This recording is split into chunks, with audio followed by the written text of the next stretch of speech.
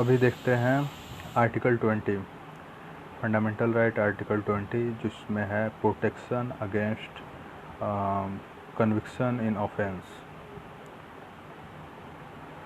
किसी ऑफेंस में, किसी अपराध में अगर आपको ये होता है, कन्विक्शन होता है, कन्विक्टेड, सज़ा मिलता है, तो उसमें भी फंडामेंटल राइट दिया गया है अपराधी के लिए।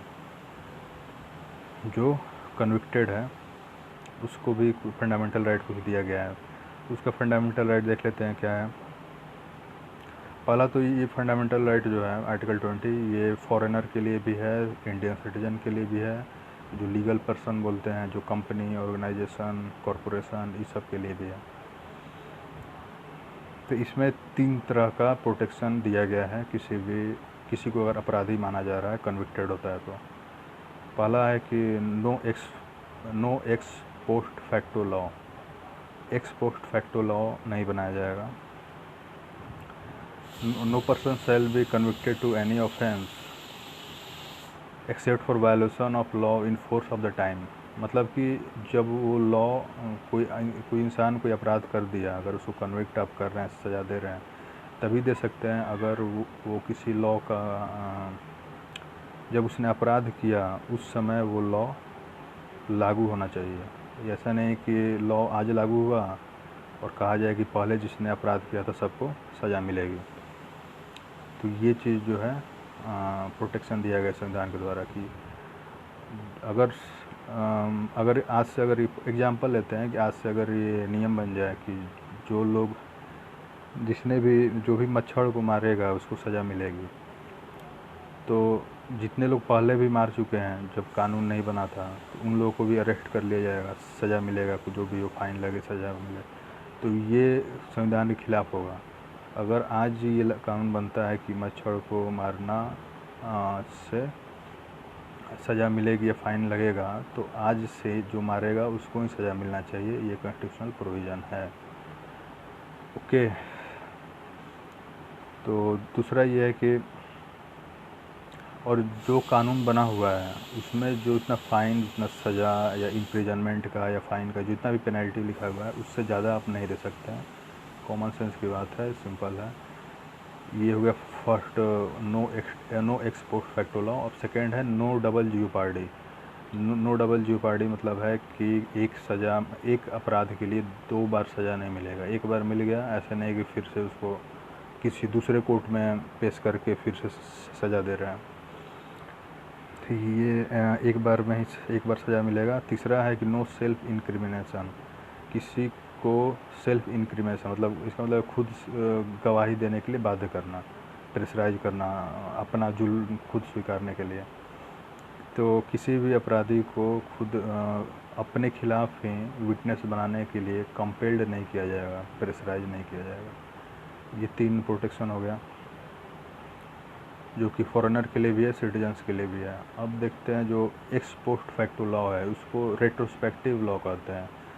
जैसे रेट्रोस्पेक्टिव, जैसे कानून आज बना लेकिन अप्लाई 10 साल पहले से होगा। 10 साल पहले उस बीच में जो भी जिसने किया होगा उस लॉ के अंदर उसको लिया जाएगा, सज़ा मिलेगा, अपराध मिलेगा। या रेट्रोस्पेक्टिव टैक्स भी लगता है, जैसे कि हमारे जो फाइनेंस मिनिस्टर थे, वित्त मंत्री पी चिदम्बरम ने रेट्रोस्पेक्टिव टैक्स लगा दिया था वोडाफोन के ऊपर।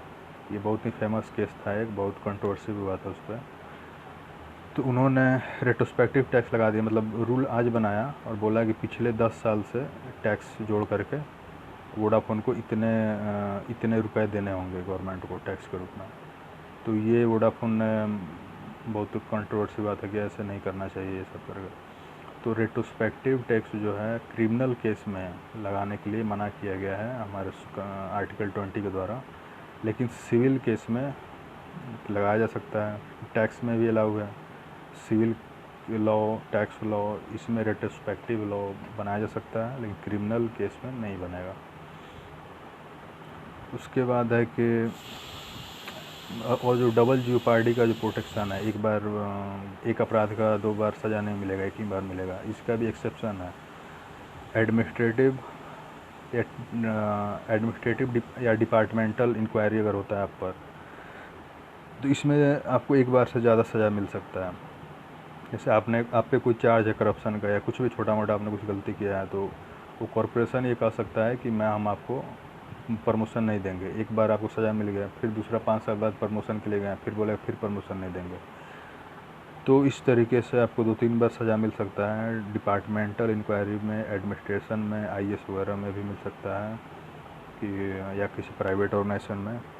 तो इसमें नहीं है, सिर्फ डबल जीओपार्डी आपको जुडिशियल कोर्ट में, ये आर्टिकल 20 आपको प्रोटेक्शन देता है। किसी कोर्ट में आपको एक बार से ज़्यादा सज़ा नहीं मिलेगा एक अपराध के लिए। उसके बाद है प्रोटेक्शन अगेंस्ट सेल्फ इंक्रिमिनेशन, जो है उसका भी एक्सेप्शन है, लिमिट है कि कंपलसरी मतलब कि किसी को कंपेल तो नहीं किया जाएगा कि उसको अपने खिलाफ गवाही देने के लिए, लेकिन उसका बॉडी चेक किया जा सकता है। बॉडी चेक तो होता ही रहता है हर जगह, किसी का भी हो सकता है। इसमें प्रोटेक्शन नहीं है। और किसी का थंब इम्प्रेशन लेना, सिग्नेचर लेना या फिर ब्लड का सैंपल लेना, ये सब भी किया जा सकता है मैच कराने के लिए। डीएनए वगैरह मैच कराया जाता है।